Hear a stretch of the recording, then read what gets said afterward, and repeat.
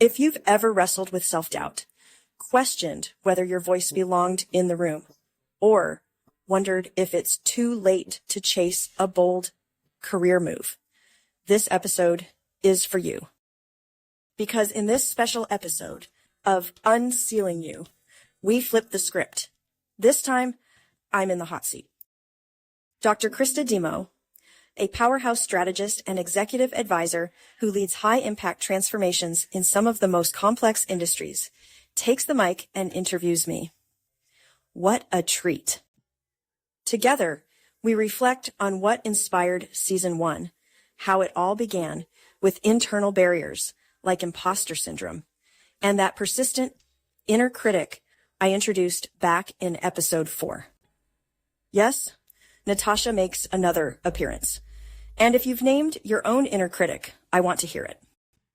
But we don't stop there. We dig into the external challenges that women face today, especially as DEI programs are rolled back and those unspoken workplace rules start creeping back in.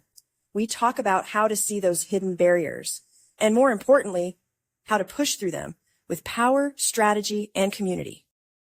I also give a behind-the-scenes look at my book, Unsealing Your Career, at any age, which tells the true story of my mother becoming a physician at 31 with 3 kids at a time when women made up only 5% of med school classes. Her story shaped me. And it's the reason Unsealing You exists. Krista pushes me to reflect on what's next. Season 3 is all about building community, setting boundaries, and surrounding yourself with the right people who lift you higher. So, if you're ready to silence your inner critic, challenge outdated systems, and take bold steps toward your next chapter, this is the episode to catch. Meet the real voice behind Unsealing You. Catch up on what you might have missed in Season 1, and get a sneak peek at what's coming in Season 2 and 3. Let's dig in. And remember, you're not too late. You're right on time. Unsealing You. Let's unseal the strength inside you. Okay, so looking back at Season 1, when you launched this podcast, you went deep into the battles that we fight within ourselves and some of from imposter phenomenon to the fear of failures. And sometimes the biggest obstacles aren't external. They're actually what's happening inside of us, right? So Natalie, take us back to Season 1. What was the driving force behind some of those conversations? The biggest driving force in me producing that season first is that I belong to a group of women. So we have an empowerment group, and there's 4 of us. And one of the things that I see us facing every day is that we are all very ambitious, imaginative people. We have day-to-day jobs, and outside of our day-to-day jobs, we're going after something different, something above and beyond. It's our side hustle. And what I see us talking about every Sunday at 8:30 a.m. is the internal battle we face with our ambition and our imagination. And so I thought, let's start from the inside of us and talk about those battles that we have that can stop us. And I want other women who are as ambitious as my empowerment sisters, we call ourselves the empowerment group, I want them to have a place to really explore what is happening inside of them and explore that dream and not let any kind of fear stop them from going with. That is amazing. And I think that is reflective. You're talking about the empowerment group, and I think it's reflective of the core themes that are behind a lot of your podcasts. What are some of the things that surprised you the most, or guest insights that you gained from that first season? The thing that surprised me is some of the inner battles that they were facing were similar to the battles that me and my group that we face. And what I learned is that we can look at the same battle, the internal battle, imposter syndrome, just doubting ourselves, our self-critic. We all look at it, but we look at it from different angles. And when we do that, we learn so much more. Yes. It's interesting that you talk about the inner critic in some of the battles. I think everybody can relate to that, especially if you're ambitious, because there's oftentimes the battle that we have about being ambitious Yes. and the battle we have about being assertive and the battle we have about being wanting to create for ourselves and wanting to have a career development conversation with somebody. And it's sometimes hard to figure out where to go for that.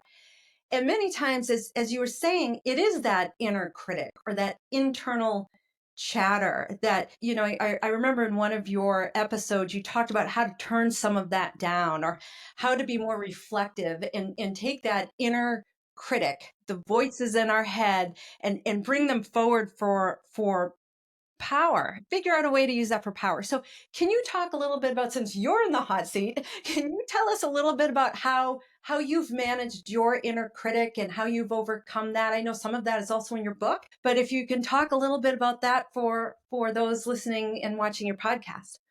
Yeah, so season 4, we go deep into the inner critic. And the one thing that, the way that I have been managing my inner critic, this has really worked for me, is I gave her a name, and her name was Natasha.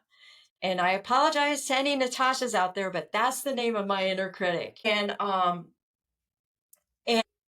giving her a name and saying, okay, Natasha, I understand your role is to protect me, but you're actually bringing on the thing that you're trying to protect me from. And realize that, okay, I see you have a role. I see you are scared. You're scared for me, but Natasha, not now. And then the other thing, the flip of that is to say, okay, Natalie 2.0, I need you to come. Natasha's calling you. Yeah, that's I that need to power. replace Natasha with you. Yes. What are some of the techniques that you used when you were like, okay, Natasha, a little bit quieter now? Did you journal? Can you talk a little bit about some of the techniques you used to control that protective side of you that was criticizing you before you were criticized, or figuring out how to manage something before it happened when we all rationally know it hasn't happened yet? Why are we preparing for all this? Yeah. What are some of the techniques or some of the tools that you used for that? Well, certainly journaling is a big one, a huge one. And when I first encountered Natasha, I had to journal a lot. Natasha, what is it that you're trying to say to me? And then I would just let it go. Whatever came to my head is what went onto the paper. And then it's like, okay, thanks, Natasha, for that message. Natalie 2.0, what do you got to say about this? And so it was I had to be very deliberate. But then after learning how to talk to Natasha, to learn that Natasha is really there to help me and I need to calm Natasha down, I realize I can calm her on the fly. I could feel her coming in a moment, right before a meeting, right before a conversation, during a tennis match, in the middle of a freaking point. Yeah. And it's like, okay, not not now. Come on, Natalie 2.0, let's step it up here. And it can happen that fast once you get practiced on Oh, it. that's amazing. That's amazing. Speaking of Natalie 2.0, the podcast. So podcast is a big commitment, and you just described a few things in your life that it's a full life, and you talked about the empowerment group and having, commitments and people depending on you and relying on you, and the book and your work and as a scientist and everything else. Talk a little bit about the podcast. Now you're putting yourself out there. You talked about how maybe half of the guests are people you knew and the other half aren't. So you have to be putting yourself out there that way too. Talk a little bit about why you started it and what that moment was when you said, now's the time. So the reason I started it is because I'm also the author of the book Unsealing Your Career at Any Age. And that book is really about my mother. And I'll try not to cry. But as you say, do cry. It's authentic. Do cry. That's our Natalie 2.0. Yeah. And your Natasha is the one saying, don't cry. Yeah, Right? that's true. That's true. Yeah. So in my book is really a chronicling my mother's life. My mother became a physician at the age of 31. She started as a housewife. After she graduated from high school, she had 3 kids right away. Boom, boom, boom. My brother is the unfortunate Irish twin. I guess that's what you call it, because he and I are only 9 months and 20 days apart. And then my sister's like 10 months. And then my mom decided to go to nursing school after we got into school, after we got into kindergarten. And actually, my sister had not been in kindergarten. And then eventually she decided she was going to become a physician.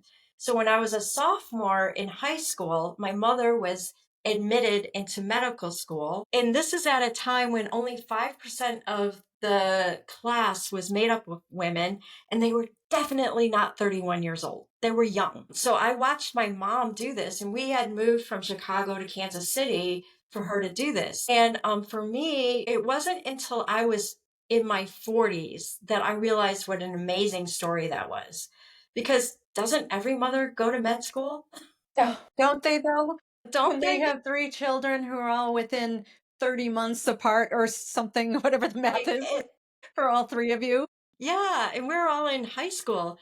And so when I was 40 years old, I was reflecting on this dream that she did, and I lived it. I watched it, saw her like tell her mother she was going to medical school. And I saw her mother, my grandmother, tell my mother that she was crazy. She was getting older, stupider as she got older, not smarter, which, Why would you want to do that? You can just stay home with your kids. exactly. You have But a job to do. yes, you have a job to do. And this is what she did. I learned so much from it. And then as I realized that this is such a unique message and lesson that I received, I thought about how I had it been impacted through my life. I became a high school teacher, decided it was not exactly what I wanted to do for the rest of my life. So I decided to get a PhD in molecular biology, cell biology, biochemistry, and biophysics. And then from there, I decided to go into the corporate world. And had I not lived my mom's dream and watched her do this, I would have never pursued it. I felt like it was an important message to share in a book.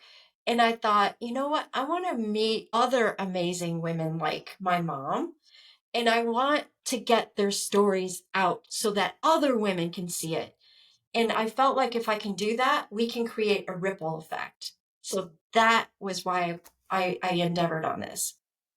It's really remarkable. There's so much work that's being done now, and especially in the last 10 to 15 years, to help girls come into STEM, to provide them with role models so that they can see if that's the saying, right? If you can see it, you can be it. Mm-hmm. And what I've done a lot of times is serve the contrarian role, not so much that it's not important for girls and young women, because it is, but I say, the bleed out oftentimes happens in the late 20s. Like somebody's in their late 20s, if they don't have a mentor at work, if they don't have a sponsor bringing them into the meetings, if they're not providing, especially in STEM environments, when you have so much support that's going on to a younger generation, which is very needed. And in my heart of hearts, I truly believe in that. There's also an unmet need for women who are older, which I think it's amazing that you have in certain ways followed your mom's footsteps when it comes to when you said, I'm not sure if this is working for me or not. And it sounds like there was not even, you talk about your inner critic, like, Natasha was nowhere when you're saying, I think I'm going to change gears here. I think I'm going to shift gears. Oh no, Natasha was there. Okay, so talk a little bit about that. So how did you break through that? Because I think that young girls and young women grapple with that frequently for a lot of reasons. I think older girls and older women grapple with that even more for the reasons that your grandmother had said to her daughter. Why would you want to do that? You have this going on and this going on and this going on. Almost like the prescription for becoming bigger and having a bigger life was doomed. It's doomed. You can't, Wrong. or wrong, right? That judgment effect of wrong. So talk to us about how you worked through that moment? Was it a situation where you felt like, if I don't move through this, I don't move at all? Was it go ahead, tell us. Yeah, so when I was in teaching, and the teaching profession is great, but I saw myself as being very different than the other teachers. I cared more about the science than I did the kids. So that's what convinced me I needed to go into the science. And I also saw other people leave the teaching profession and they went into insurance sales. And I'm like, that's not for me. And so when I was deciding to go back to school and figure out what my degree was going to be in, I wanted to look at the road it would lead me and give me pivot points. Yes. To when I got to the end of that road, I had a choice. I can go here, there, or whatever. So I chose pivot points. And so I went into molecular biology, cell biology, biochemistry, and biophysics because I felt like the world would be my oyster if I did that. So that was the first thing. I wanted the pivot points. I didn't see that in teaching, but I saw it by going after this PhD. Now, when I entered the PhD program, I entered with a bachelor's degree. Everybody else in the program had either a master's or MD already. I did not have that. And what's more, my bachelor's degree was in education. It wasn't with the emphasis in biology and chemistry.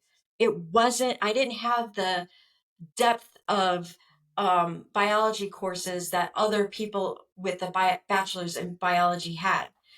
It wasn't a strict science track that you were coming out of. Exactly. But what I knew I had from my education degree is the ability to learn. I was an expert learner because I was an expert teacher. And so when I went into the program, in order to last in the program, your scores had to be at least one standard deviation above the high.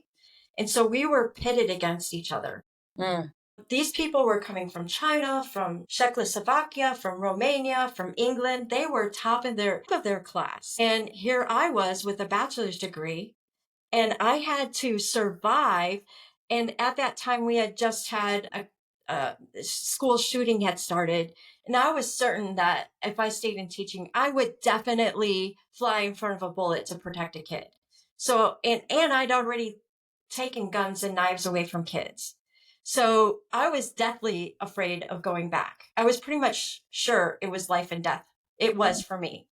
So I decided that because I was an expert learner, I was going to use that expertise. And I decided that the human brain had to hear something 6 times before it would learn it. So I made sure I covered all of the material 6 times. At the end of the first year, I was the only American standing. By the end of the second year, I was the one setting the curves. So, but even still, Natasha was there. I cannot tell you how many panic attacks I had in the middle of the night. Should I just get out as a master's? Should I just stop? And that's where the support of my husband came in. He was like, no, you've got this. You've got this. So having people around you to support you through these things is so critical.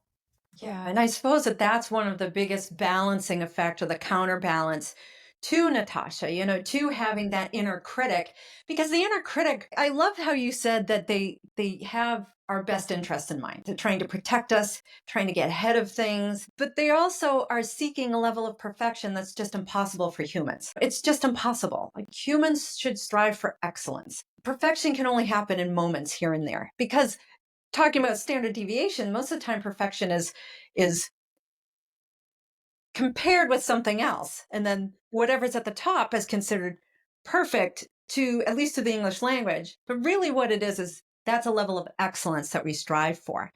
Part of what you do in your podcast also, and if we reflect on that first season, where you talked a lot about the barriers that are on the inside versus the external barriers, like some of the things that we have here, and we all see that diversity, equity, inclusion programs are being rolled back. There are some that aren't being rolled back. There's some that are getting stronger and stronger by the day. We're seeing a lot of activist consumer programs. Let's stop buying here, everyone buy here instead, and so forth. So, we're seeing those barriers right in front of us every day. And if anybody used to opt out of seeing it, those are options that it's really hard to ignore at this time. So can you talk about your view of those hidden barriers and the rollback of DEI?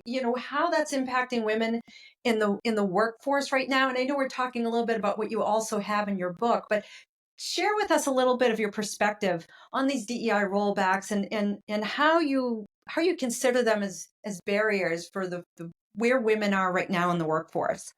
Yeah, so in season 2, we do start to talk about those external barriers, and definitely the hidden rule book is one of those external barriers. I'm just going to share an example of an the hidden rules. This weekend, I was playing a tennis match at a different club, and it was a USTA tennis match. So what that means is that I was playing singles against another lady. And when we play singles, it's a timed match. We only had an hour and a half to play. Normally you get as much time as you need in order to finish the match to see who the winner is. But in this case, it's timed. So it's whoever has the most games at the end of an hour and a half. So you do not have time to chit chat. You don't even have time to warm up. And it can get pretty competitive because the people that play singles are like, they're serious. And so I was playing against this lady at a different club. So I was the guest, and 2 courts from us were these 2 gentlemen that were playing. And they were super loud, talking about the housing prices of 2008. And then they even got into shouting matches over line calls, which was ridiculous. And they were loud. And my partner was like, I'm so sorry, about this. This is terrible. And finally, I'd had it. And so I walked over there. I was calm and said, would you gentlemen, please, we're trying to play a 3-point a USTA match over here, and you're really loud. Can you quiet it down a little bit? And the guy turns to me and says, we're just having a match too. And I was like, whoa. And so fortunately, my opponent came over and said, I see that you're discussing things and you are loud. Can you walk up to the net and have your discussions instead? And so I was thinking to myself, thank you for backing me up. I really appreciate that. And then we went back to our match. Fortunately, they were quiet, even though they were against being quiet, but they were. And so afterward, And yeah. So anyway, afterwards, I went up to her and I said, when that guy said he was just playing a match, what did you hear in your head? And she said, what I heard was, I'm a man. I could be disruptive. I can be disruptive and just demeaning. And I'm like, interesting. I heard the same thing. That's an example of a hidden rule. And that is what we face. And them reflecting that you're not the only one having a match here. Yeah. Without understanding or being aware of Their behavior. You weren't having a match. They weren't having a match with the privilege of being able to concentrate on a match. And the irony of it all is that they weren't really they weren't paying attention to their match anyway. If they were talking about housing market of 2008. Yeah. That's not what they weren't focused on the game, and you were trying to focus on the game. And so, that I think that's that unwritten rule. What are some of the things you're looking to highlight and bring forward in the podcast coming up in this next season that, right now we're in a place in society where it's always been uncomfortable to talk about that kind of thing, especially if you're a woman. It's uncomfortable to say, I wanted that person to be quieter. And you even talked about how, oh, I'm sorry, what I call the unnecessary apology. Right? Your partner's apologizing for somebody else's behavior. I'm so sorry. And it's not her apology to bring forth, and it's not her apology to feel accountable for either. And I think that where we are today, it's becoming harder and harder. I think for anybody who feels like they don't have a voice to use, they might feel like they have a voice. Like if the situation were different, you'd feel like you had a voice to use. You wouldn't hesitate. It must have taken a lot, or at least it's inferred it took a lot for you to then go over and ask them, could you please calmly, as you said, can you please keep your voice down? And you padded it with all of these explanations. We're trying to do this too. We're also trying to do that. You probably weren't surprised by the answer. And then, your partner had to come through too. What are some of the things you're hoping your listeners can walk away with in season 2 as you're examining some of these external barriers, especially with the unwritten rules? I think there are like probably 2,500 books written, the unwritten rules between the us and the they, as they say, it could be anybody. It could be those two tennis players sitting in one bar, and then two other people come in, and then they have the us and the they. So what are some of the things you're looking for your listeners to walk away with or feel fortified having listened to some of the topics in season 2? Well, I'm really proud of the guests that I have on. I have Dr. Sarah Kaplan. She is a award-winning lecturer, guest speaker. She also is a professor at a university, and she teaches courses on the companies that really do well in the market. And in that discussion, what we highlight is the benefit of diverse workplaces. That is super important. And then we talk about how DEI is going to impact companies that keep their DEI versus companies that back off of DEI. And then I also have interviewed Erin Reeves, who has a doctorate in sociology, and she's a lawyer. And so with her, and she has this book called Being Smarter Than the Lie. Super good book. Wow. What Yes. a great title too. It is a great title. And she talks about our energy and how to keep our energy up when we're in these sorts of discussions with people. And then I also talk with Dr. Anna Kalschmidt. And Dr. Anna Kalschmidt focuses on just the hidden messages.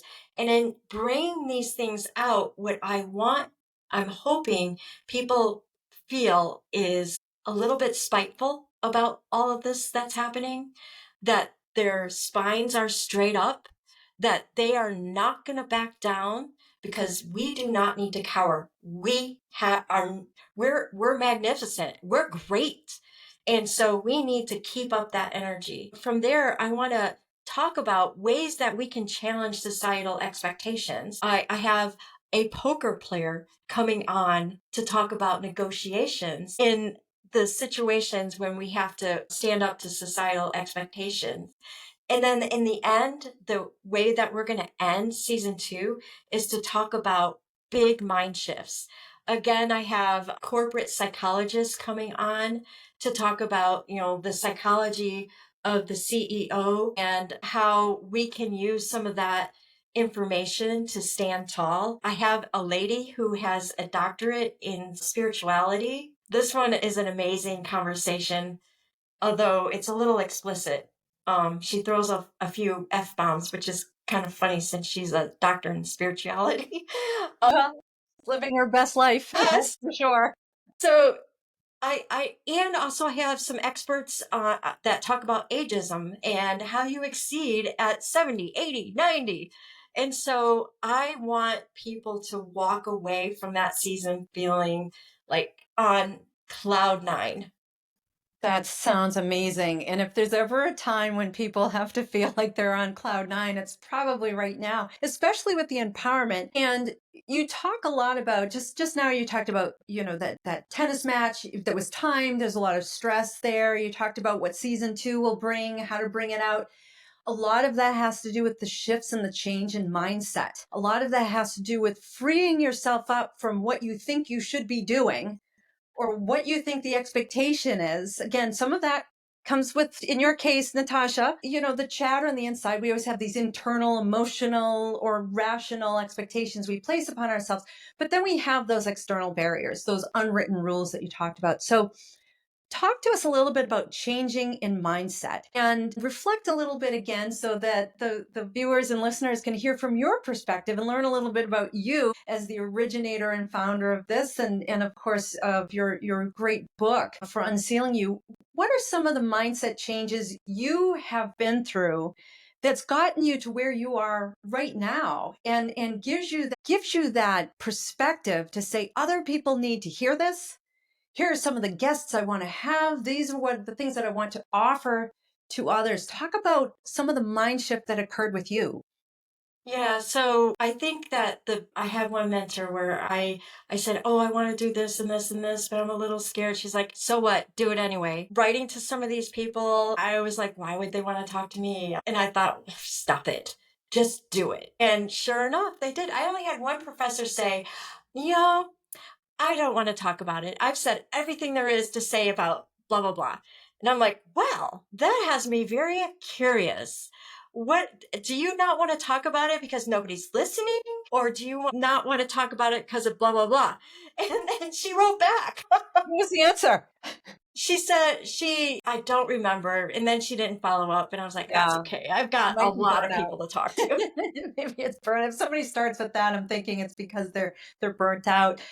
So it sounds like some of the mindset shift that you took really goes back to a lot of what you were talking about at the beginning, and that's that Natalie 2.0 is winning out, or at least serving as a good counterbalance. Maybe the winning out isn't the right way to put it, and maybe that's part of sometimes what holds us back. That we think that it's an or value, that it's Natalie 2.0 wins or Natasha wins. And part of it might be no, it's actually an and, because if it weren't for Natasha, then Natalie 2.0 wouldn't have an opportunity to reflect, wouldn't have an opportunity to grow, feel stronger, to take those leaps and that steps beyond what you're used to or Yeah. what you know.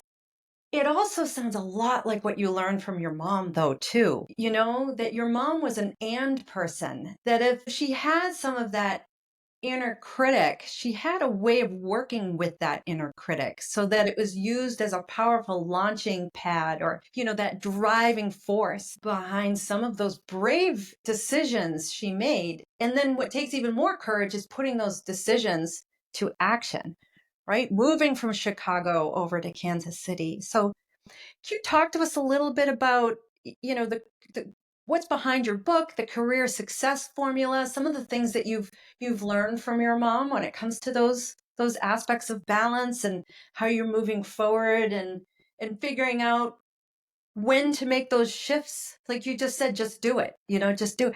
Like, talk to us a little bit about that. Yeah, so kind of taking a step back to some of the things that you said is like Natasha versus Natalie 2.0. What I'm finding is I'm sitting inside Natalie 2.0 more often. Before, when I'm not moving forward, I'm sitting inside Natasha more.